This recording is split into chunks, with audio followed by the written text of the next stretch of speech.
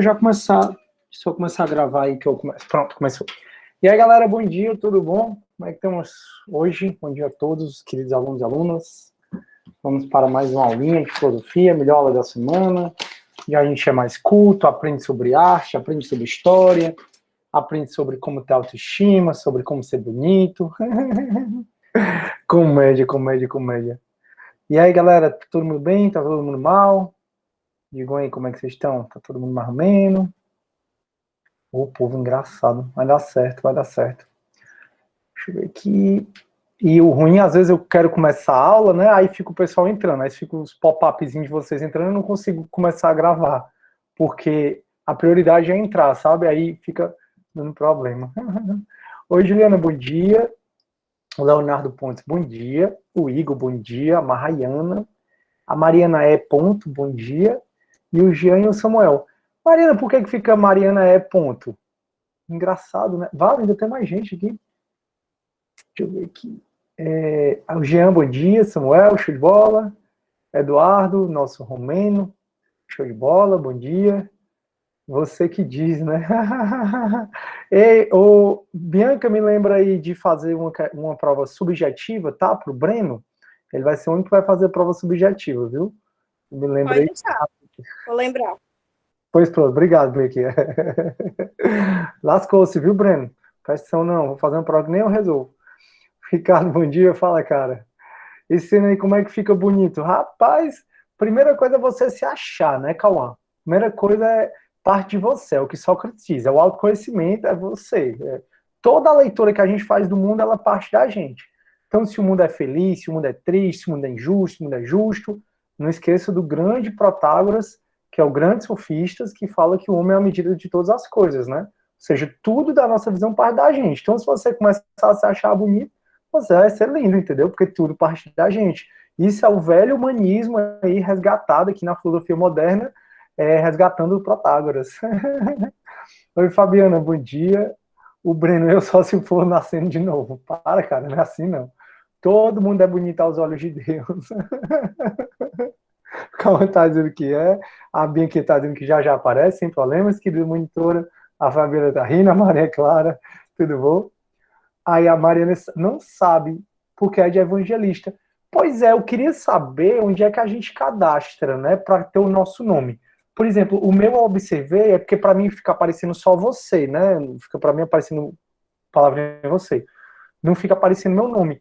Aí eu fui, alguém bateu o print, aí eu notei que fica Sidney Filho em caixa alta, né? Eu acho que fica isso para vocês. Aí deve ter sido quando eu cadastrei o Gmail no Google. Mas eu nunca boto nada em caixa alta, por isso que eu acho esquisito. Enfim, não sei não. Não, professor. É porque todos que entram pelo e-mail institucional sempre ficam em caps lock. Ah, o é? meu, o Samuel, entendeu?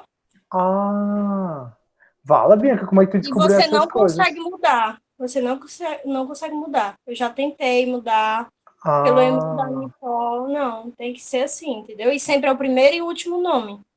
rapaz, essa monitora é danada demais. Obrigado, Bianca, eu realmente não sabia. Eu ficava me questionando o que era. Eu digo, minha gente, como é que pode? Assim, eu acho feio, né, indelicado. Ai, que agonia desse barulho, meu Deus. Eu acho indelicado, caixa alta, né? Parece que você tá querendo se mostrar, ou gritar, ou qualquer coisa. Aí eu fiquei pensando, meu Deus, como é que eu mudaria isso, né? E já achei estranho bem aqui, como eu te falei, porque eu nunca boto nada em caixa alta. Só se fosse assim, destacar alguma coisa de boa, entendeu? Tipo, assinar as opções falsas, eu boto em caixa alta só para o aluno perceber, assim, mas só para o bem, não uso para o mal, não. Mas a Bianchi explicou. Mário Eduardo, bom dia. Aí, Nadiane, bom dia. Show de bola, o Breno tá aí arrependido.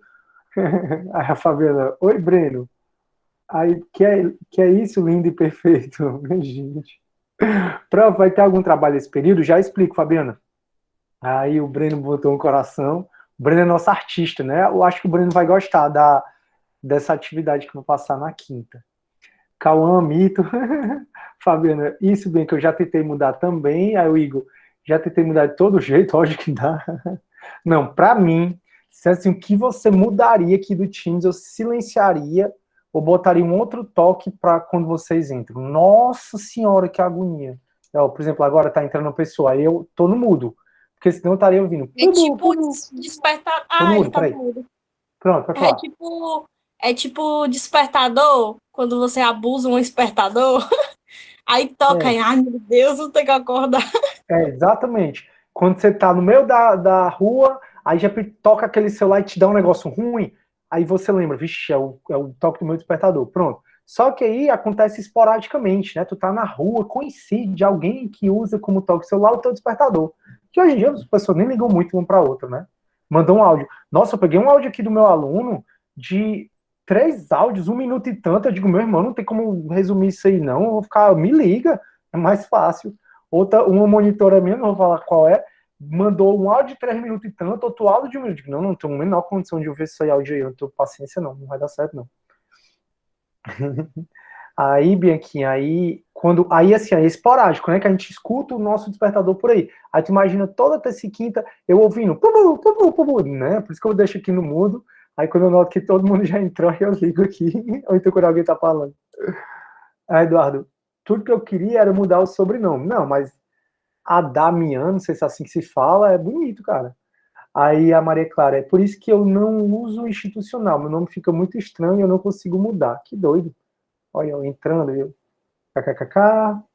Vala, Breno, que menino, o Breno, ele se especializou, viu? Em fazer essas figurinhas. Tenho zero ideia como é que faz isso. Eu queria mudar o sobrenome, as letras enormes, aí, prof, você é muito conhecido, fico passada. É engraçado, o povo vive falando isso pra mim, sabe, Fabiana? Que tava não sei aonde, não sei quem começou a falar da Unifor, perguntou logo por mim, não sei o que, não sei o que. Eu acho legal. Professor, o senhor tá ouvindo? Pode falar, tô ouvindo. É tão engraçado, toda a vida que eu posto stories, aí todo mundo fala, ai, amo o Sidney, o Sidney não sei o que. Ele só pode ser uma pessoa muito marcante, porque aonde ele vai, todo mundo lembra dele. Tem pessoas que só viram o senhor uma vez e lembram. Eu acho engraçado, é isso aí. Legal, né? Eu fico muito feliz também. E geralmente, Fabiana, como isso vem de muitos anos, né? Eu sou professor desde 2008, lá aí na Unifor. Então, desde 2008 eu dou aula, né? E aí eu dou aula em cursinho e tal. Aí é sempre legal, porque quando alguém vem me falar o que tu acabou de me falar, geralmente as pessoas falam bem, né? Mas eu também não acho que as pessoas falariam mal. Não falariam, se a pessoa tivesse falado mal de mim para você, eu não acho também que tu me falaria. Mas geralmente a pessoa vem, não, e ele é maravilhoso. Aí sempre o discurso é o mesmo, sabe? Os elogios são o mesmo. Ei, é um padrão. Mas eu contaria, viu? Eu contaria, ó, professor, reprove tal pessoa, está falando mal de você. Eu tenho dúvida que você contaria, não. A Fabiana hoje que é meio doida, ó. Eu não... Brincadeira, não, mas Fabiana. é que todo mundo só fala bem. Eu disse, rapaz, esse homem é diferente mesmo, porque todo mundo diz a mesma coisa. Ah, ele é uma pessoa excepcional, ele é maravilhoso. Todo mundo diz as mesmas palavras, é incrível. Obrigado, Fabiana. Não é bem assim, não. Acho que o pessoal o pessoal é muito gentil comigo, isso é verdade. Não é bem assim, não, mas eu tento, eu gosto sempre. Até na turma da Bianca, a Bianquinha faz processo penal 1 comigo, né? Aí a Unifor tem um projeto chamado Passo a Passo. Não se preocupe com isso agora, não é lá pro 5º semestre. Que aí vocês vão ter que fazer uma petição inicial. Aí a Unifor pediu para postar na quarta. E eu tenho uma aula com eles, segunda e quarta de manhã. Quando foi quarta, depois da aula deles, a Unifor pediu para postar. Nossa, parece que o grupo quase explodiu de ansiedade, não sei o que, não sei o que. Aí eu dei um carão na turma, não foi, Bianca? Ontem eu dei um carão até na Bianquinha. Vocês me conhecem, pessoal, sou totalmente pró-aluno. Eu tento ser justo, eu não passo a mão na cabeça e tal. Todos vocês aqui que foram aprovados por mérito de vocês. Não é mérito meu, é mérito de vocês.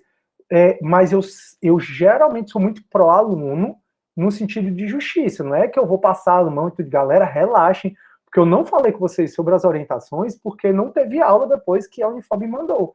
Mas aí na segunda-feira eu tô falando como é que vai ser, eu disse, Bequinha, tu me conhece há bem 2 anos aí, e achar que eu não vou explicar. Ora, quem anula as questões, tem prova colegiada, né? Quem anula as questões dos alunos sou eu. As próprias provas aqui que a gente faz, eu mesmo anulo, vou lá com o maior prazer. É isso, né, Bequinha? Comédia. Aí, deixa eu ver aqui. Meu despertador é o que eu mais odeio, eu também, João Freitas. Que eu acordo logo para desligar, eu também.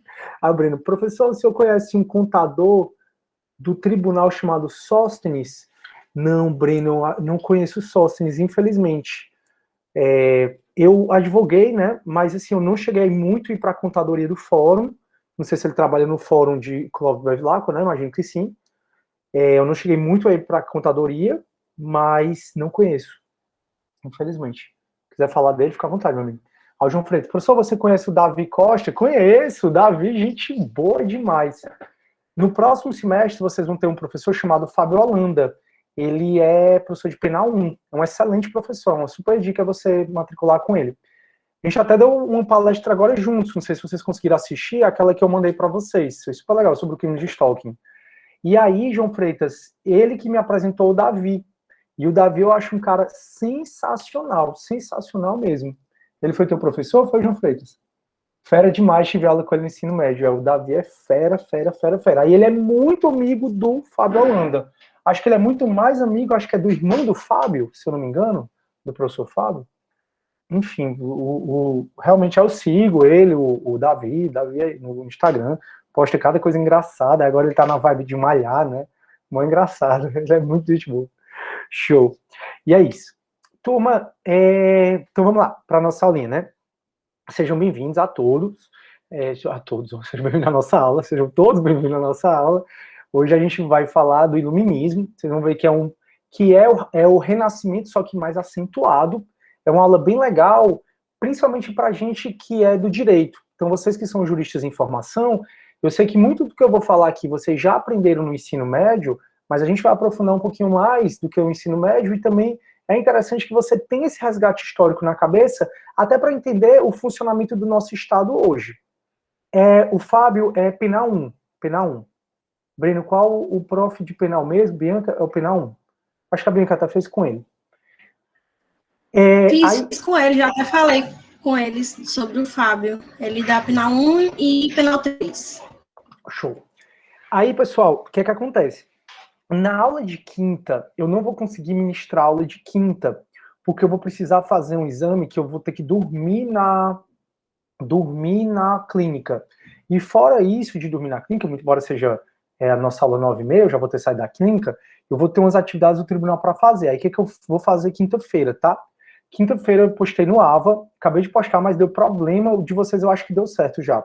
Deu problema o AVA no Unifor Online, não sei se vocês conseguiram entrar. Eu tava conseguindo, aí parou. Aí eu vi os professores aqui comentando no grupo que parou também. Sim, aí vocês na hora da aula vão fazer uma atividade, a Bianca vai estar à disposição para ajudá-los. E aí eu, como não gosto de faltar aula de jeito nenhum, eu vou repor essa aula no sábado, tá? A gente pode marcar no sábado, 9 horas, a gente vai de 9 às 10h10, 10h20, para eu repor a aula de quinta-feira. Então, quinta-feira eu vou passar uma atividade valendo um ponto extra para a V3. Essa atividade, para quem já quiser fazer, vai ser bem legal fazer, é uma atividade bem tranquila. Ai, que agonia. Aí, essa atividade, pessoal, que a gente vai fazer, vocês vão entregar exclusivamente no horário da aula, tá? Eu coloquei para vocês entregarem de 9 às 11, ou foi 11h10.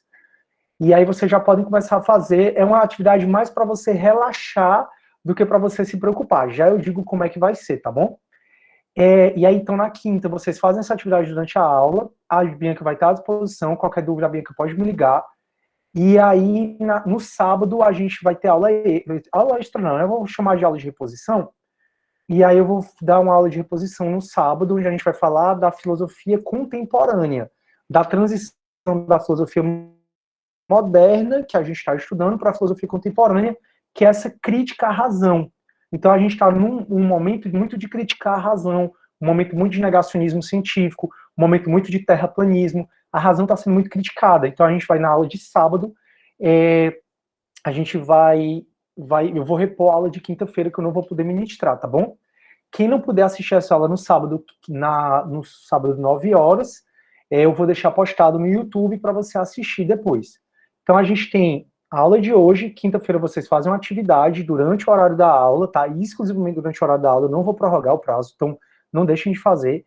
No sábado, eu reponho essa aula que eu faltei na quinta, e aí na terça que vem a gente conversa sobre a Hannah Arendt, um pouco mais sobre filosofia contemporânea.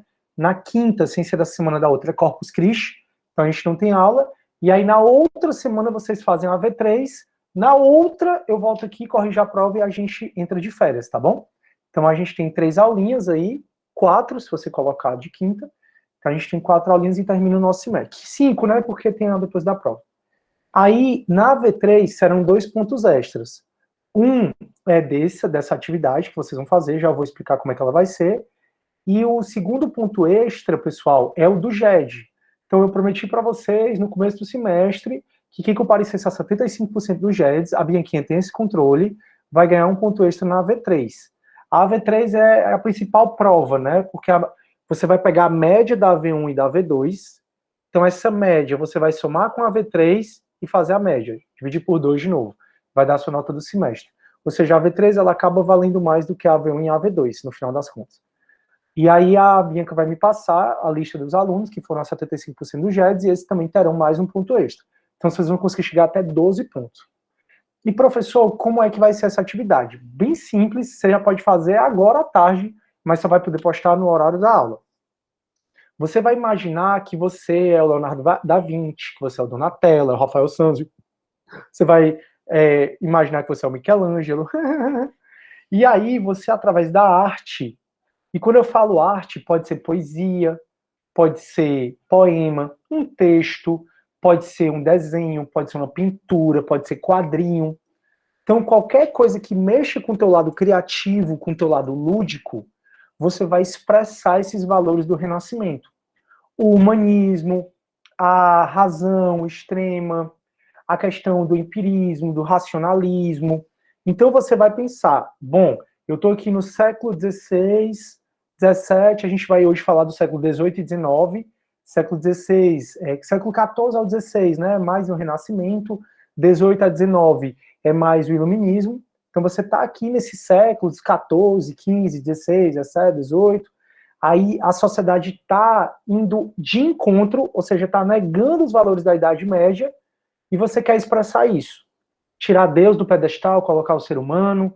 Você quer colocar, pense no homem vitruviano, lá do Leonardo da Vinci, que tudo está centrado no ser humano, o humanismo, uma arte mais clara. Você quer manifestar esse novo valor da Idade Moderna.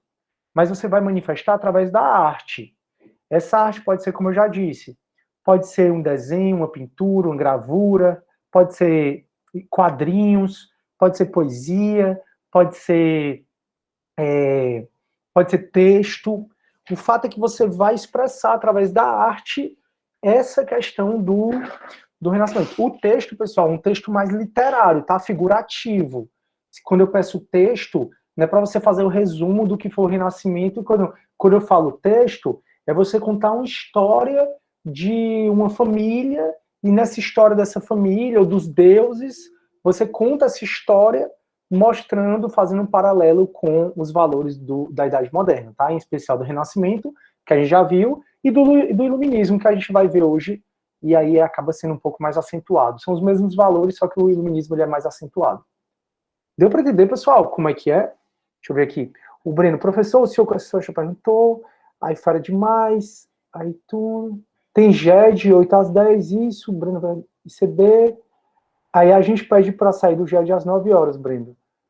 Música, pode ser música, João Freitas, pode sim música, qualquer coisa relacionada à arte. O que eu quero é que vocês trabalhem um pouco o lado lúdico de vocês, tá?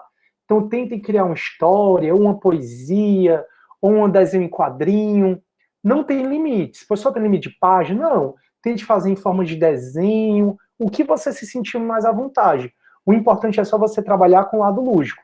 Se você fizer texto resumindo o Renascimento, resumindo o Iluminismo, eu não vou aceitar, tá?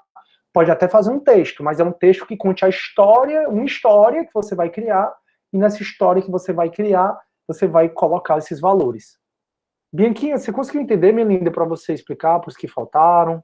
Conseguiu, né? Show. Diz que não é trabalho como vocês estão acostumados a fazer. Aquele de capa, contra capa, botar doutrina. Não, não é isso. Se você optar por fazer texto, é contar uma história. Aí, pode ser música, o João já falou, só para repetir. Aí, o Henrique, pode fazer como se fosse um conto? Pode, perfeito. O Henrique é um conto, perfeito. Uma charge, Breno, pode ser um mapa. Eduardo, agora eu fiquei curioso. Pode ser um mapa, não tem problema não. Mas agora eu fiquei curioso como é que vai ser um mapa. Eu não sei se o mapa, Bia, que o Eduardo está falando, é o mapa que a gente está pensando, né? Ah, um mapa mental, pode. Assim, pode ser um mapa mental, não tem problema não, mas eu não sei até que ponto o mapa mental no trabalho é muito mais a razão do que o lúdico. Mas pode ser, não tem problema não. A ideia é você desenvolver um pouco esse lado lúdico, pessoal, que tá adormecido. Então, por mais que você ainda trabalhe com música, com dança, com teatro, o lado lúdico da gente é muito adormecido. Eu que o diga, o meu lado lúdico é muito adormecido, infelizmente. Aí o que eu faço? Eu canto, eu tento aprender órgão, eu tento, sei lá, fazer coisas que desenvolvam um outro lado do meu cérebro que não só o racional. Ah, o Eduardo é bem lúdico. Pronto, perfeito, Eduardo. Pois faz, cara, eu tô doido pra ver. Agora eu fiquei curioso. Show, Eduardo, pode fazer. Entenderam, né, turma? Então você vai se transportar para o século XIV, que surge o Renascimento, XV, XVI, XVII, XVIII, que a gente vai conversar hoje. Você vai se transportar para esse século, sabendo que você é um artista, você é Leonardo da Vinci, você é Michelangelo, você está rompendo com a Idade Média, você chama a Idade Média de Idade das Trevas, você não quer mais aquele valor, e quer manifestar, quer ovacionar esses novos valores do Renascimento, principalmente focado no humanismo, tá bom? E aí vocês podem fazer um conto, uma paródia, uma música, o que for relacionado com a arte, procure só mexer com o lado lúdico de vocês, tá?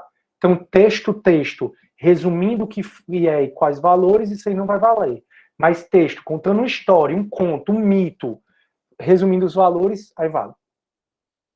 Aí, pronto, Breno, eu já coloquei no Ava, tá? Bianquinha, se quiser pegar lá no Ava, já tá no Ava, tá bom? Já tá no Ava, Bianquinha.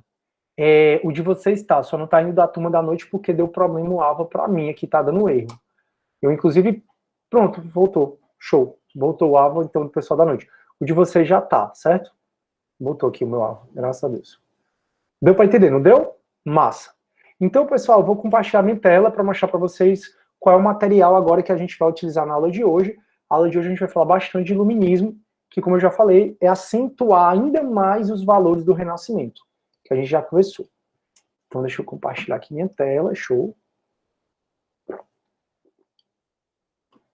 Só um minutinho.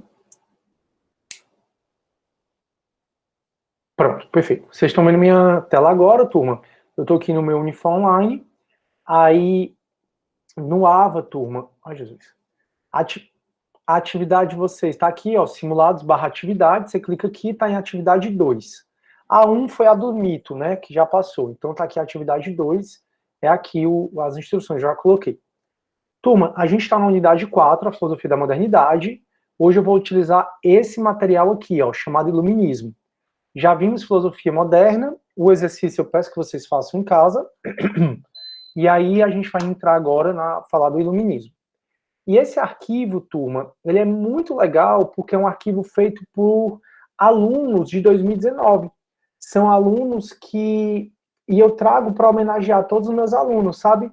Porque às vezes, pessoal, a gente não se sente capaz de fazer alguma coisa. E pode ter certeza que você é um ser perfeito, você tem capacidade de fazer as coisas.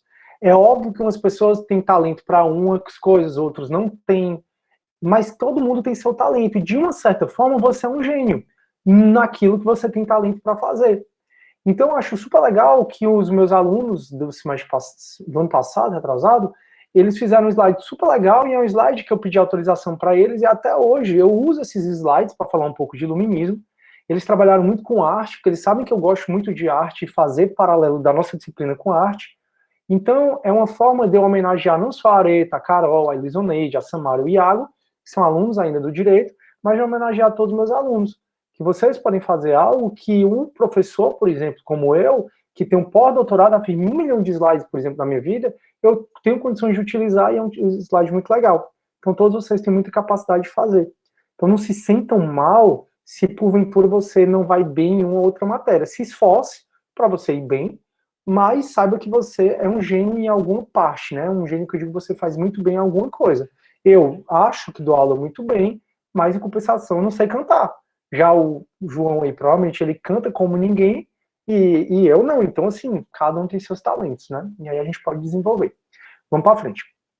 Turma, então hoje o que é que a gente vai fazer, né?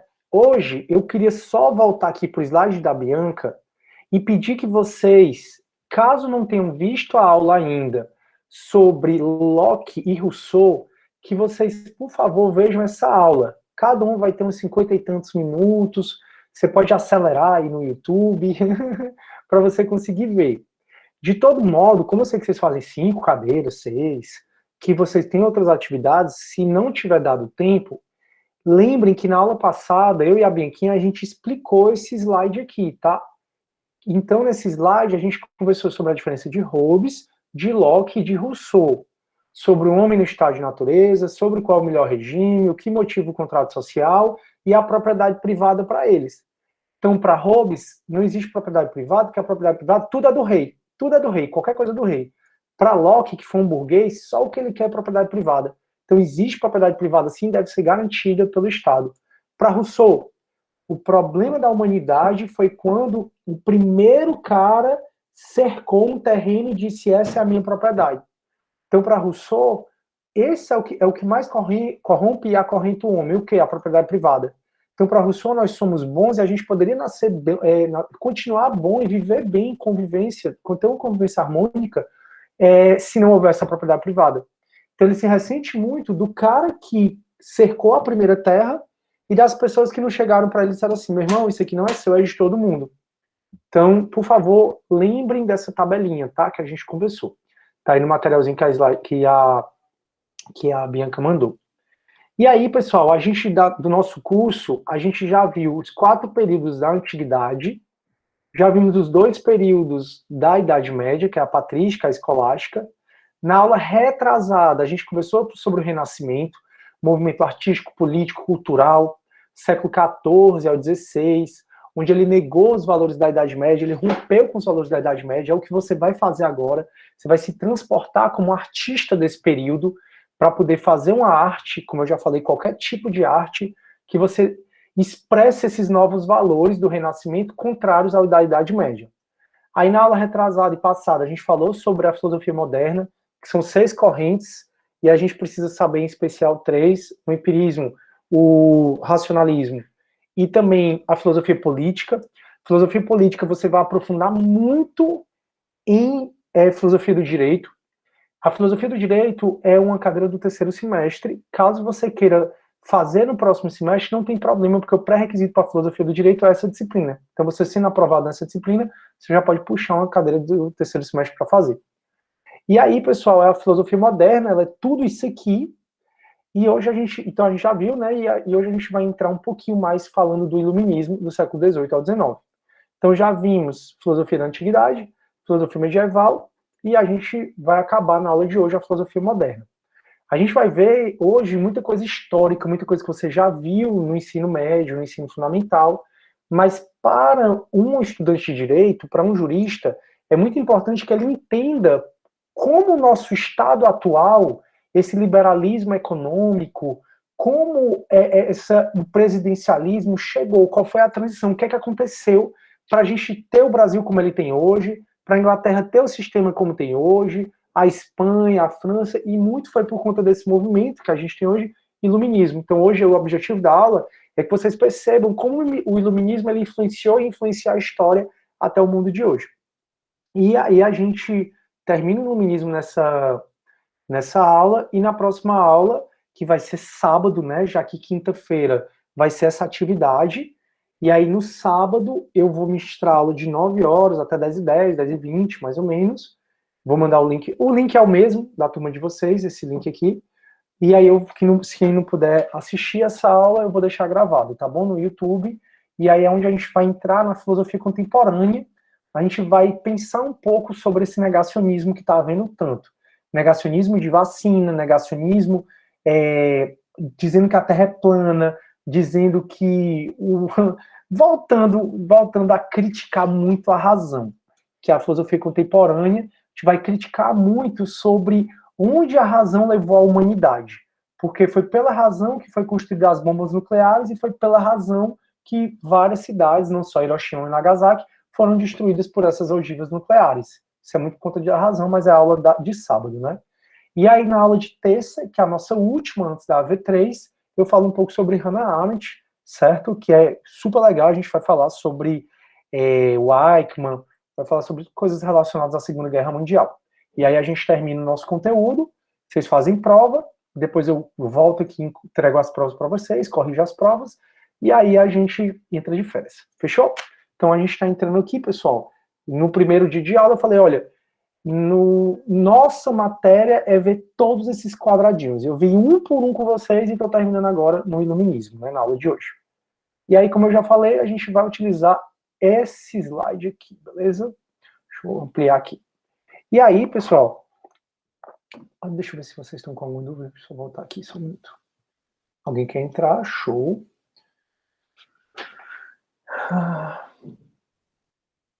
O Luiz Filho, professor, vou só trocar aqui o computador. Ah, tá, Luiz, tranquilo, seja bem-vindo, meu amigo.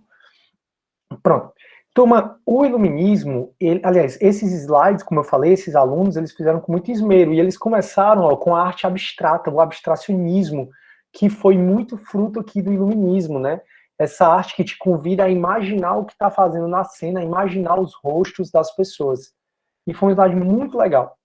E eles começaram fazendo um contexto histórico, né? Da transição da Idade Média para a Idade Moderna, e aí com o Renascimento e o Iluminismo. E hoje talvez fique um pouco mais clara a diferença entre Renascimento e Iluminismo. A gente lembrou, turma, sempre existiram reis, tá? O Antigo Testamento, que fala de 1200 anos antes de Cristo, o Antigo Testamento da Bíblia já fala do rei, já fala de rei Salomão, já fala de vários reis. Lá na Rússia existiam os cisares. Então sempre existiu o imperador, o Império Romano, que a gente estudou. E quando nasceu Jesus Cristo, os dogmas cristãos, como a gente já falou, ajudou a sustentar durante muito tempo o que se chamou de Antigo Regime. O Antigo Regime, ele era representado em especial pela figura do rei, onde o Estado era o rei. Daí o rei Luís XIV, que é esse cara aqui, ele falava Lestat c'est moi, ele era um rei francês, Lestat c'est moi, significa o Estado sou eu. Então isso significa que o rei era uma monarquia absolutista, ele podia tudo, nada estava acima do rei, e o rei, ele era o executivo, legislativo e judiciário. O rei era tudo. Era o tal do Leviatã, defendido pelo Hobbes, né, que a Bianquinha tanto trouxe para a gente. Então, durante 14 séculos, a igreja, ela conseguiu sustentar esse antigo regime. Se você pensar bem, o antigo regime deve ter durado até mais ou menos o século XVIII, com a Revolução Francesa, que aí guilhotinou os reis. E aí essa Revolução Francesa, ela veio muito fundamentada nos ideais iluministas, que é uma acentuação dos ideais renascentistas. Então esse antigo regime, ele perdurou até o século XVIII, que é o século aqui do iluminismo, e ele rompeu com o absolutismo, onde o rei podia tudo. O rei era absoluto, ele era supremo. Ah, professor, mas hoje a gente tem rei na Dinamarca, tem rei na Espanha, tem a rainha Elizabeth II na Inglaterra. Beleza, mas ali são monarquias constitucionalizadas. Como a gente disse na aula passada, existe o rei, a rainha, mas eles estão abaixo da Constituição. Então o rei e a rainha têm deveres que estão aonde? Na Constituição Federal. Então esse absolutismo, ele teve mesmo rompimento com os ideais iluministas, que negou o poder da igreja. Então durante muito tempo a igreja, entre as coisas que a igreja falava, é que se no reino do céu tinha uma hierarquia, que tinha Deus, os arcanjos, os anjos e as almas, no reino da terra tinha uma hierarquia, era natural que tivesse uma hierarquia. E a igreja dizia, olha, essa hierarquia é representada pelo rei no topo, porque o rei é o representante de Deus na terra. Então vocês, pobres, que trabalham e passam fome para sustentar o luxo da igreja, dos reis e o luxo dos nobres, vocês não devem se revoltar contra isso, porque é a vontade de Deus. Então o poder da igreja foi muito grande aqui nessa época, né, da Idade Média, até parte da Idade Moderna também. Só que com o iluminismo houve a queda do antigo regime. Hoje eu vou estratificar um pouco mais o que era esse antigo regime, o que era essa economia mercantilizada, o que era essa monarquia absolutista. E o iluminismo está no contexto dessa transição filosófica, da filosofia medieval para a filosofia moderna, o que implicou mudanças sociais, políticas e religiosas, afastando a idade das trevas, né, que a gente já tanto conversou, que a gente deve ter muito cuidado quando chamar da Idade Média de Idade das Trevas, porque é uma idade que tem que ser respeitada. A gente chegou onde chegou por conta da Idade Média. Existem igrejas catedrais lindas, uma arte barroca incrível, muito por conta da Idade Média. Então não dá, turma, pra gente criticar tanto a Idade Média assim, né? Então, na época da Idade Média, até a Idade Moderna, até mais ou menos o século XVIII, o poder da igreja era muito grande. A partir do século X, a galera foi começando a questionar isso, porque os feudos, todo mundo vivia dentro dos feudos, né, onde tinha os reis e a igreja, e aí dentro dos feudos a população começou a aumentar muito, e os feudos não tinham alimentação para todo mundo. E aí começou a se questionar esse poder da igreja. Mas é, sem dúvida, indubitável que durante muito tempo a igreja exerceu um controle político, um controle sobre o rei e um controle sobre as leis. Um controle político porque os dogmas cristãos eram os dogmas para sustentar essa sociedade estamentada. Os dogmas cristãos eram para sustentar que o rei era Deus na terra. Então, ao mesmo tempo que o cristianismo fez esse teatro, deixando o rei muito tempo no poder, o cristianismo se beneficiava muito porque a igreja mandava no rei. O rei era mais que um fantoche. Porque se o padre queria uma coisa, o eclesiástico, o rei tinha que ordenar. Os conselheiros do rei eram eclesiásticos. Então, durante muito tempo, a igreja teve muito poder, né? Durante o século I até o século XVIII, a igreja tinha muito poder ainda. Óbvio que foi minando, foi diminuindo esse poder, mas ainda tinha muito poder. E aí a igreja, então, tinha um controle político, controlava as pessoas através dos dogmas e crenças e também controlava o comportamento social das pessoas. Então a igreja dizia, olha, você tem que se afastar dos pecados capitais e ir atrás das virtudes capitais, porque o pecado é o diabo. Ah, mas as virtudes capitais me fazem sofrer muito, pagar penitência, dízimo, honrar o rei, trabalhar feito um doido para sustentar o rei, faz sofrer muito. Aí o padre dizia, isso é a vontade de Deus. Deus quer que seja assim. Mas não se preocupe que se você tiver um bom comportamento cristão, quando você morrer, você vai encontrar Jesus Cristo, vai encontrar Deus, e você vai ter a felicidade eterna. Quem é que não acreditaria num discurso desse, as pessoas não sendo escolarizadas? Ser escolarizado é ruim para quem está no poder. Não é à toa que o MEC nunca teve um orçamento tão baixo na vida dele como está tendo nesse governo. Então, o orçamento do MEC, o menor de todos, é desse governo, que é um governo que acaba sendo um pouco negacionista, né? Vocês viram aí, eu estou falando que são fatos, não é minha opinião. Vocês viram aí a passeata de moto aí, que foi criticada até pelo The Guardian, pelo mundo todo, sem máscara, sem nada, para negar a CPI da Covid, para negar a Covid, enfim. Então é um governo da gente que é um governo negacionista, que é a filosofia contemporânea, e é um governo que ele acaba, além desse negacionismo científico, ele não quer investir muito em educação. Isso são números que mostram, só você ver. O orçamento do MEC, né, para investir na educação, é o mais baixo de toda a história do Brasil. Então, o controle, né, então quem é que não acreditaria nesse discurso da igreja, já que você não tinha muita instrução naquela época?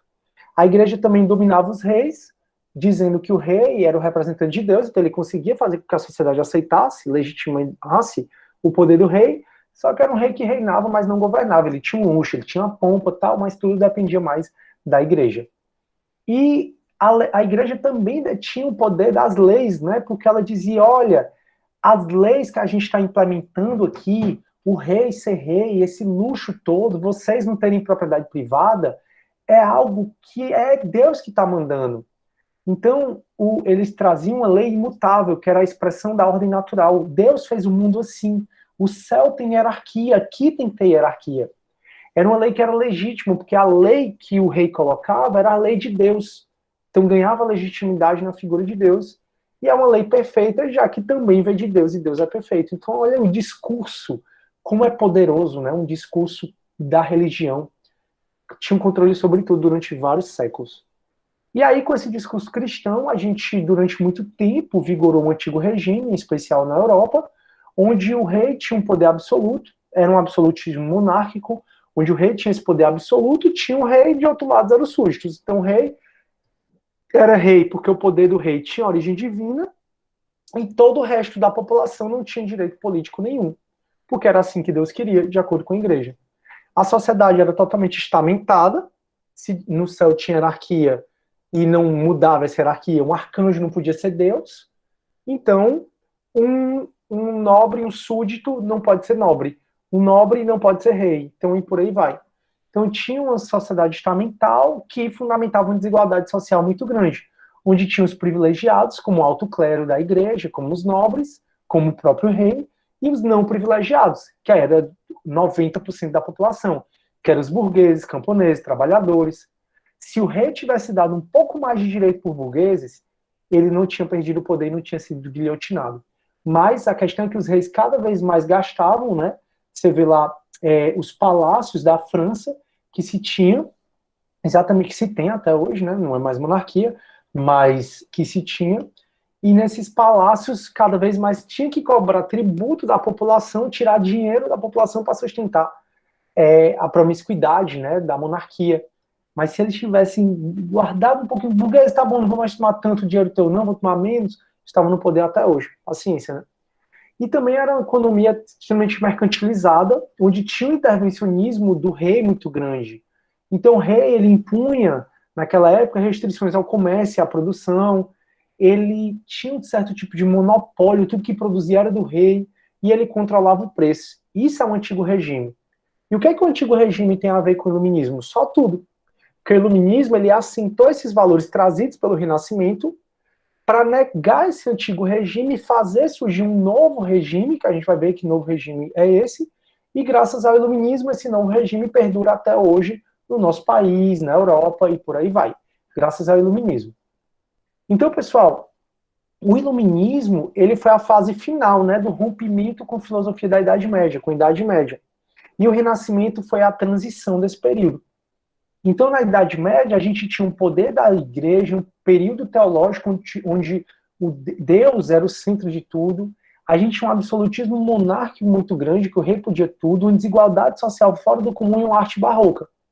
O Renascimento rompe com esses valores e o Iluminismo arremata, colocando razão acima de tudo. Então, o Iluminismo, ele acaba acentuando esses valores do Renascimento, que é o quê? Sair da escuridão, que foi a Idade Média, na visão deles. Um humanismo muito grande com valorização do homem, representado aqui pelo homem vitruviano, de Leonardo da Vinci, onde o homem é o centro de tudo. Aí aqui existe a queda do sistema feudal, os feudos acabam destruindo os muros, existe um intercâmbio muito grande entre os feudos, que não existia antes por conta do medo deles.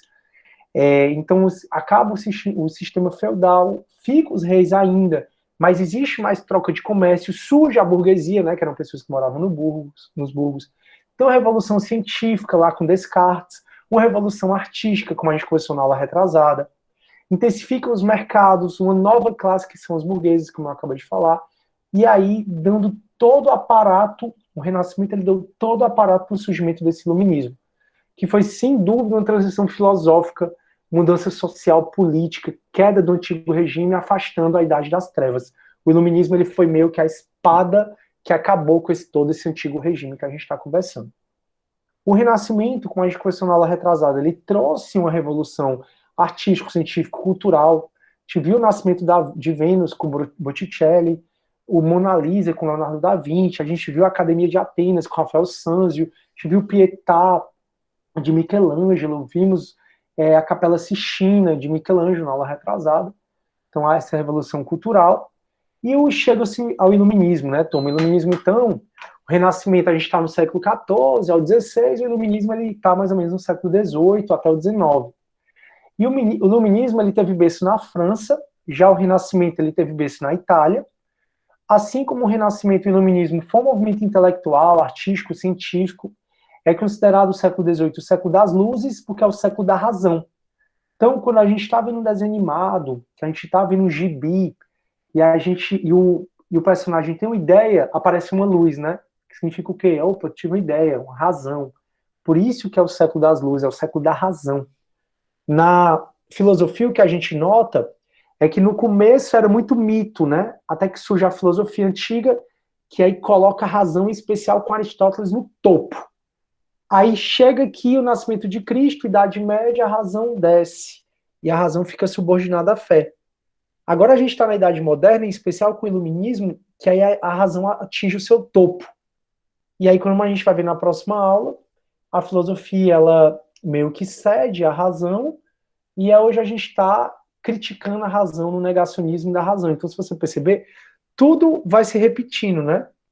Pouca razão, muita razão com Aristóteles, pouca razão na Idade Média, muita razão aqui no Iluminismo, pouca razão que é o que a gente está vivendo hoje. Então é o século da luz por isso. A igreja se separa do Estado com o Iluminismo, então a gente tem um Estado laico, onde a igreja fica separada do Estado, a igreja não tem mais esse poder, como você pode observar no Brasil, como tinha antigamente. O Iluminismo é uma crítica extrema, ferrenha ao absolutismo, valoriza-se a razão acima de tudo e qualquer coisa, uma busca pelo conhecimento, e aqui, assim como teve no período sistemático, o Iluminismo com Diderot é uma pessoa, o Diderot ele faz um tipo de enciclopédia, onde ele coloca o conhecimento artístico, científico, cultural, dentro de um livro que ficou conhecido como o livro dos livros, que é essa enciclopédia de Diderot. Então, o que é que o Iluminismo ele defendia, né? O Iluminismo ele foi esse movimento intelectual, artístico, científico, cultural, que defendia a razão acima de tudo. Se eu não explico com a razão, não existe. Ele busca o conhecimento acima de tudo, ele quer uma sociedade mais igual, em especial que cada um ele usufrua do que produza. Ele quer a soberania popular, daí porque a nossa Constituição diz que todo poder emana do povo. Então, ele quer essa soberania popular. Ele quer o sufrágio universal, onde todo mundo possa votar. Ele não quer mais essa dominação por conta da igreja ou de quem quer que seja. Ele quer um governo constitucional onde seja rei, rainha, seja presidente, seja parlamento, esteja abaixo da Constituição. Então ninguém está acima da Constituição. Isso pra gente está vivendo uma palhaçada, né? Porque hoje o presidente da República, o judiciário, o legislativo estão todos acima da Constituição. Nosso presidente da República editou um ato furando o teto constitucional. Na Constituição diz que ninguém pode ganhar acima do judiciário, do valor do ministro do Supremo Tribunal Federal, e o nosso presidente da República, o nosso vice-presidente da República, estão ganhando muito mais do que isso. Então hoje o judiciário está furando a Constituição, o legislativo, o executivo, mas quando veio essa história de monarquia constitucionalizada, de presidencialismo constitucionalizado, significa que todo mundo, em tese, deveria estar abaixo da Constituição. Hoje, na filosofia contemporânea, a gente está furando essa Constituição, né? Mas na época tinha que respeitar. Então o Iluminismo ele defende uma liberdade econômica, ou seja, menos intervenção do Estado possível, defende o antropocentrismo e não o teocentrismo, não quero nem saber falar da figura de Deus aqui, então é muito mais antropocêntrico, e ele representa muito os ideais burgueses. Se você assistir a aula de Locke, você vai ver que eu falo muito desses ideais burgueses. Burguês, que é propriedade privada. Locke, que era juiz naturalista, ele dizia o quê? Que era o direito natural da gente, não só a vida e a liberdade, mas também a propriedade privada. E é a propriedade privada que garante a vida e a liberdade. Isso é ideal burguês. É o que o Iluminismo defendia, mas o Iluminismo ele criticava o absolutismo monárquico, a desigualdade social, o autoritarismo da igreja e o mercantilismo. Então, o Iluminismo ele foi todo contra os valores do antigo regime, que é esse valor aqui, e por conta do século XVIII, desses ideais iluministas, por conta da Revolução Francesa, que guilhotinou os reis, e os reis que ainda existem até hoje foram reis que não estão mais numa monarquia absolutista, estão numa monarquia constitucional, por conta do iluminismo surgiu esse novo regime que você vai ver que é o que a gente vive hoje no Brasil, ou pelo menos vivia. Então o iluminismo ele trouxe esse século da razão, onde ele trouxe um governo constitucional. É monarquia? É, mas é constitucionalizada. Ah, não é monarquia, é um presidencialismo. Beleza, mas é um presidencialismo constitucionalizado. Então, um governo constitucional onde todos os representantes de poder estão abaixo da Constituição. Traz aí a divisão de poderes, em especial com Montesquieu, e traz também a questão da soberania popular. Por isso que todo poder emana do povo, isso é soberania popular. Aqui no Brasil a gente enxerga a divisão de poderes, legislativo, executivo e judiciário, e isso só existe graças ao iluminismo, graças a tudo que a gente está estudando. Essa razão iluminista também trouxe, ou procurou trazer uma sociedade mais igualitária, onde todos são iguais perante a lei, isso é o princípio da isonomia, da igualdade, está no artigo 5º caput da Constituição. E essa sociedade igualitária, ela prega um ensino gratuito, para ser um ensino para todo mundo. Então, existem creches gratuitas perto da sua casa, da minha. Existem escolas municipais e estaduais gratuitas. existem universidades públicas, né, do ensino superior gratuito, para trazer, ou pelo menos tentar trazer, uma sociedade igualitária onde o conhecimento vale para todo mundo. E o iluminismo, ele também trouxe uma economia mais liberal, então a gente vive numa economia liberal, onde se tem liberdade econômica. Vocês quiserem montar uma empresa hoje, você pode. É óbvio que você tem que fazer o registro da sua empresa na junta comercial, que é um órgão público, mas o Estado vai procurar intervir pouco na sua empresa. Tirando o fato que ele vai virar um sócio, né? A carga tributária do Brasil é tão grande que, se você é empresário, você tem certamente um sócio que se chama Estado. Eu sempre achei, né? Sempre tem uma frase que diz que a ignorância é uma bênção. Eu realmente acho isso, porque agora, declarando meu imposto de renda, eu fui ver quanto é que eu pago só de imposto de renda para viver no Brasil. Nunca pensei em morar fora, pela primeira vez na minha vida eu pensei em morar fora. Porque é absurdo o que eu pago só de imposto de renda. De ICMS ainda é maior. Porque qualquer coisa que você compre, um almoço que eu fiz na minha casa aqui no domingo, onde eu fiz lá um brownie, onde eu comprei umas coisas, tudo eu paguei ICMS. Tudo a gente paga ICMS. Tudo. Então, absurda a carga tributária brasileira. Mas, de todo modo, você tem uma liberdade econômica. Se eu quiser montar uma empresa, hoje eu posso. Só preciso ir lá na junta e abrir meu CNPJ. Aqui é a livre concorrência. Então, existem órgãos estatais garantindo essa livre concorrência, onde não vai haver um monopólio do Estado, como havia no antigo regime. Daí, porque se vai fundir a Ambev com outra empresa de cerveja, a Garota e a Lacta, onde se elas vão fundir, tem que ser analisada pelo CAD, para evitar o cartel, para evitar que uma empresa detenha um monopólio de tudo, que é a livre concorrência, e a gente está vivendo mais do que nunca sempre viveu, né, desde o iluminismo, a lei da oferta e da procura. Então, quanto maior a procura, maior a oferta, né, maior o dinheiro que você vai ter que gastar. Então, eu, por exemplo, tenho uma amiga que ela trabalha dentro de um hospital, comprando coisas, material hospitalar.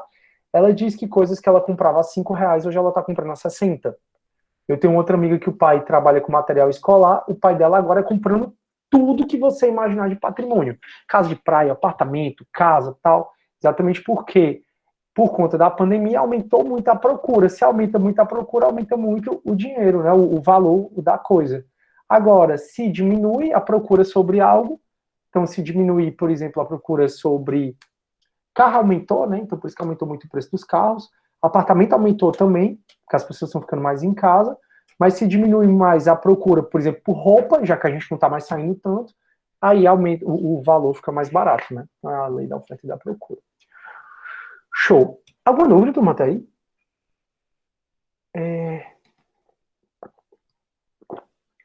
Desgoverno, verdade, show. Aí, pessoal, outra coisa que eles fizeram, esses alunos, se tiverem qualquer dúvida, pode comentar, tá, turma? Pode abrir o microfone e falar, levantar a mão. Enfim. Professor? Turma, eles fizeram um paralelo, Levanta a mão, Henrique, com o mito da caverna, né, sobre tá todo esse contexto. Como se a Idade Média fosse a Idade das Trevas, onde a gente estava dentro da caverna. E aí, como o iluminismo é o século da razão, e para Platão a gente só consegue sair da caverna, lembre que Platão foi um racionalista, para ele o conhecimento só é obtido através da razão, como o iluminismo foi o século da razão, o século das luzes, eles fizeram um paralelo que era como se eles estivessem na Idade Média, aqui dentro da caverna, e usando a razão eles conseguiram sair da caverna. Então, Idade Média, Idade Moderna, e a gente agora, na Idade Contemporânea, está voltando para dentro da caverna, né, com esse negacionismo científico todo. Eles trouxeram também uma arte iluminista, a gente já conversou um pouco sobre essa arte, né, é uma arte neoclássica, porque não esqueça que o Renascimento é renascer os valores da Antiguidade Clássica. Então a gente está no neoclassicismo, a gente está numa arte neoclássica, por quê? Porque é o novo clássico. O que era o clássico? Era a Idade Antiga. E aí a arte do iluminismo, que eu estou convidando vocês a fazerem para ganhar um ponto extra, né, na aula de quinta-feira, essa arte no iluminismo, ela representa os valores do iluminismo, um academicismo nos termos e nas técnicas, ou seja, o uso mais da razão, tirar negócio de fé, de Deus, uma expressão de valores burgueses, a nova burguesia, imitação da natureza, retrata a simplicidade da natureza, nobre e sereno, e aí tem alguns artistas, né, vocês, que vão se transportar para lá. Esse é um quadro de Louis David, que ele é muito conhecido, que ele retrata a antiguidade clássica.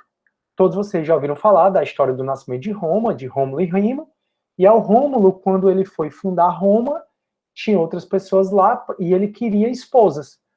E ninguém queria das mulheres dos outros povoados, sem ser Roma, para os romanos, com medo de surgir uma comunidade rival. Aí o que é que Rômulo fez? Ele organizou uma invasão a um povoado, que era um povoado dos sabinos, e eles raptaram as mulheres sabinas para tomarem as mulheres sabinas como esposas. Então, o nascimento de Roma não foi só Rômulo e Remo, não foi só a loba, mas também eles raptaram as mulheres de outros povoados e assim surgiu Roma, né? E aí está retratado aqui eles raptando as mulheres sabinas, exatamente para virarem esposa deles. Panteão em Paris, coisa mais linda do mundo. A Daniela Mercury, uma vez que eu estava lá, acho que 2000 e sei lá como é que foi, ela fez um show aqui na frente, foi super legal. E aí, Amor e Psique também é o que mostra deuses, né, antropomorfizados, com formas antropomórficas, né, com Ele formas não vai humanas. ouvir, não, gente. Show. Porque tá E aí, no quais foram os mudo. precursores, Até né, o do barulhinho iluminismo? de levantar a mão. Quem foi que inspirou o iluminismo? Locke, já falamos dele, assistam a aula de Locke, eu recomendo demais, foi do Manhã AB. Ele é o pai do liberalismo, ele queria a intervenção mínima, é um burguês ferrenho. É por conta por conta do pensamento de Locke que a Revolução Inglesa se inspirou e fez a monarquia constitucionalizada, a monarquia parlamentarista hoje.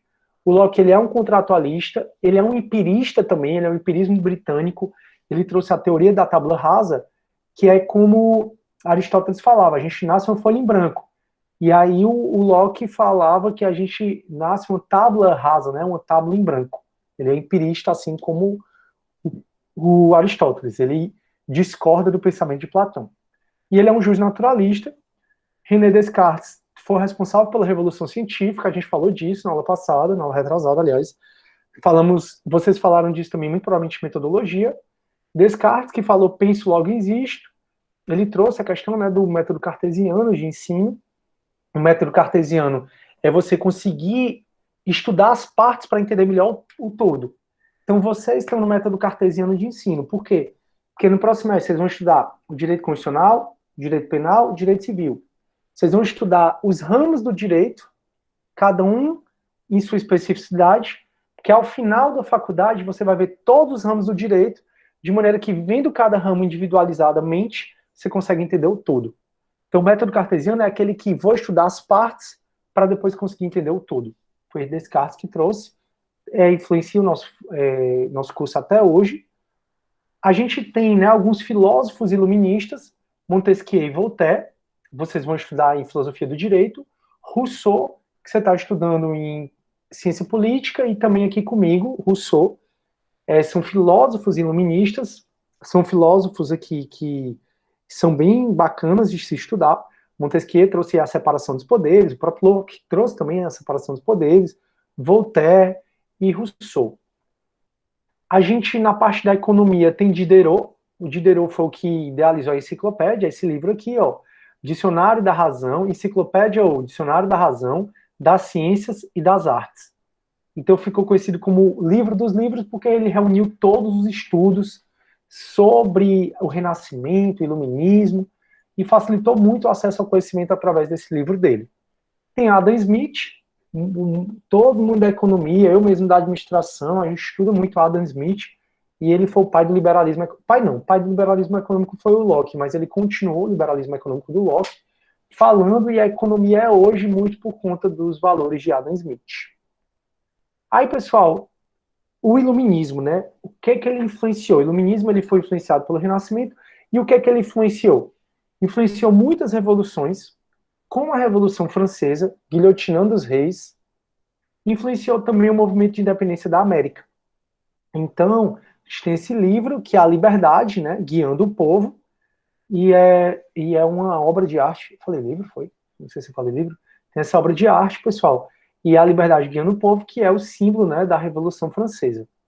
Então, o iluminismo, ele trouxe pra gente, e graças a até hoje nós temos resquícios do iluminismo, né? Na verdade não é nem resquícios, consequências do movimento iluminismo, que é a liberdade de pensamento, expressão, Então, em tese, né, hoje em dia, muito embora tenha um negacionismo também muito grande, você não pode mais nem falar. Eu evito até falar sobre política com quem quer que seja, porque ninguém quer mais escutar, a gente não escuta mais o outro. Mas, em tese, a gente tem liberdade de pensamento e expressão, decorrência do iluminismo, porque no antigo regime a gente não tinha. Liberdade religiosa, decorrente do iluminismo, porque no antigo regime a gente era perseguido, existia a Santa Inquisição da Igreja Católica perseguindo os não cristãos.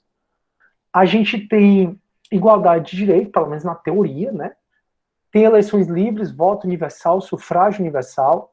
A gente tem a busca por uma sociedade livre, justa e igualitária. Isso é um dos objetivos da nossa Constituição Federal. Está no artigo 3º da Constituição, vocês vão ver isso. E onde tem monarquia ainda, tem um despotismo esclarecido, que é o rei reina, mas não governa, é um rei que sabe que ele está abaixo da Constituição. Então, essas conquistas da humanidade que você vive até hoje aqui no Brasil, e observa que outros países, em especial da Europa, vivem, foi decorrência desse movimento intelectual iluminismo. E aí, por fim, turma, elas trouxeram aqui uma provocação da turma, né? Elas quiseram mostrar que o iluminismo, ele garante a gente o direito de fazer a manifestação de pensamento, né? Passeatas, manifestações, como a que o Bolsonaro fez agora sem máscara, contra a Covid, né? Dizendo que é uma gripezinha, contra a CPI da Covid, enfim. E aí a gente vê o iluminismo não só no Brasil, com as manifestações, como na Venezuela, como no Chile, isso aqui são coisas de 2019. Né? Então, a reflexão crítica à importância do movimento, né, que foi do século XVIII, XIX, e nos influencia até hoje a gente come os frutos do iluminismo, ele influencia diversos eventos históricos, influencia nos dias atuais o nosso direito de liberdade econômica, liberdade de manifestações de pensamento. É com o iluminismo que a gente ganha esse direito de manifestações sociais, ele garante vários direitos para a gente e garante também a participação política. Então isso é só para vocês terem noção de como o iluminismo ele foi um movimento muito importante e continua sendo até os dias de hoje, né? Aí, turma, com isso, eu termino Filosofia da Modernidade, então já viu o Renascimento, a filosofia moderna em si, iluminismo, tudo isso faz parte da filosofia moderna. Então, a filosofia moderna vai do século XIV até o XIX, metade do XIX, quando na metade do XIX, na segunda metade do XIX até hoje, a gente tem a filosofia contemporânea, negacionismo científico sem igual, como a gente vai ter a oportunidade de refletir na aula de sábado. Oi, Bianchi, a Fabiana, não sei quem levantou a mão primeiro. Foi a Bianca. Professor, Oi, Bianquinha. é porque o Henrique estava querendo falar. Foi o Henrique? Aí o senhor estava dando aula, aí a gente ficou levantando a mão para o senhor ver, só que eu acho que até... Foi mal. Vai, Henrique, pode falar. Não, professora, só uma besteira que você tinha dito que a gente pagava muito imposto e tal. Eu lembrei que quinta-feira agora é o dia de liberdade de imposto, que isso. Passa 153 dias só pagando imposto aqui. Aí quinta-feira o pessoal vende coisas sem imposto, é mais barato. Henrique, muito obrigado pela lembrança. Galera, inclusive, a nossa gasolina, que está quase R$6, vai ser vendida a R$3,66, por conta nos postos que vão ser adeptos, né? Então tem que procurar quais vão ser. Então o Henrique está trazendo aí, só para você ver a quantidade de imposto que a gente paga. Então, se você está querendo comprar alguma coisa, deixei para quinta-feira, que vai ser o dia do imposto, que é para mostrar para a população a quantidade de imposto que a gente paga. Pessoal, é surreal, é porque vocês ainda, muito provavelmente, não têm um emprego que vocês vão ter o resto da vida, né? Porque vocês estão aqui no direito e tal. Mas, pessoal, é absurdo, porque a gente precisa pagar 3 vezes. Primeiro, a gente paga imposto para ter saúde, educação e tal. Tem? Não tem. Tá aqui a gente pagando faculdade, tá aqui a gente pagando plano de saúde, tá aqui a gente pagando manutenção de carro, não sei o quê, porque não tem transporte público, que não tem. Só que hoje, mesmo o plano de saúde, por exemplo, que a gente paga, não está suficiente. Aí o que a gente tem que pagar? Pagar particular. Eu mesmo estou pagando um monte de coisa particular aqui, porque eu não tenho coragem de ir para o hospital da Unimed, nem nada. E eu pago plano de saúde pela Unifor e pela Unicef, que é onde eu dou aula também. Então, para você ver, a surreal a quantidade de coisa, né, que a gente paga. E aí, esse dia sem imposto, que o Henrique trouxe, valeu, Henrique, obrigado aí, é o dia para mostrar para o brasileiro como nós somos, desculpem a palavra, otários. Porque pagar essa ruma de dinheiro para a galera ficar roubando, né? Com salário, com cada deputado federal, eu acho que ele custa por mês pelo Brasil, legalmente, eu acho que é por mês 170 mil, cada um. Se botar verba de gabinete, passagem, essas coisas, tem estudos que mostram isso. E a gente é tudo um bando de otário. Enquanto a Angela Merkel viaja, beleza, a Alemanha pagou, mas o marido dela vai de econômica, porque é ele que tem que pagar, né? Aqui não, enfim. Ele não vê as mensagens, não. Quando está apresentando, não vê. Show. E aí, alguém mais quer falar, turma? Quer conversar? Não quer? Não? Beleza. E aí a gente paga essa ruma de imposto para ter um país com 550 mil mortos. 550 mil famílias enlutadas, 550 mil pessoas que podiam estar aqui se não tivesse esse negacionismo científico em relação à vacina, né? E em relação também ao uso de máscara, né? Enfim, paciência, reflitamos sobre o nosso papel aqui nesse mundo, né? Turma, então pronto, a aula de hoje era essa, turma. Quinta-feira, lembrem, a quinta-feira eu vou passar uma atividade, vai estar no AVA, você vai entregar exclusivamente pelo AVA. Já expliquei a atividade, como é que vai ser. Vocês, na aula de quinta, então, eu não venho aqui, eu não vou conseguir vir, mas sábado eu reponho essa aula. Sábado a gente começa 9 horas por esse mesmo link, eu vou mandar para o Torpedo para vocês. Bianquinha, tu entendeu tudo para explicar para o pessoal? Entendeu, Entendi, né? professor. Eu só peço que o senhor só um pouquinho, só para eu tirar a foto da frequência, rapidinho. Tudo bem. Por favor. Ô, Maria Eduarda, é um maior prazer, viu? Obrigado, turma, pela participação, por tudo. Eu espero que vocês entendam a importância da gente estudar esse movimento histórico, né?